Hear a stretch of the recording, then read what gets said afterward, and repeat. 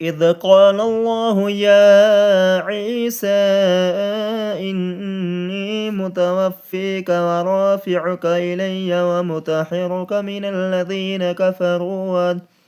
وجاعل الذين اتبعوك فوق الذين كفروا إلى يوم القيامة ثم إلي مرجعكم فأحكم بينكم فيما كنتم فيه تختلفون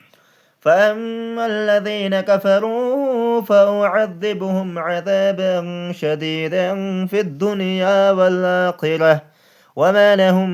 من ناصرين وأما الذين آمنوا وعملوا الصالحات فيوفيهم أجورهم والله لا يحب الظالمين ذلك نتلوه عليك من الآيات والذكر الحكيم إن مثل عيسى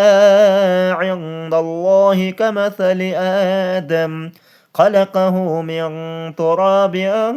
ثم قال له كن فيكون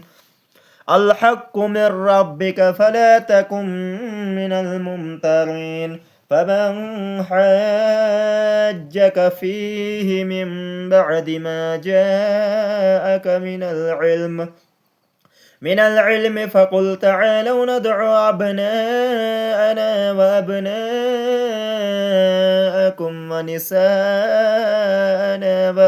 ونساءكم أنفسنا وأنفسكم ثم نبتهل فنجعل لعنة الله على الكاذبين إن هذا لهو القصص الحق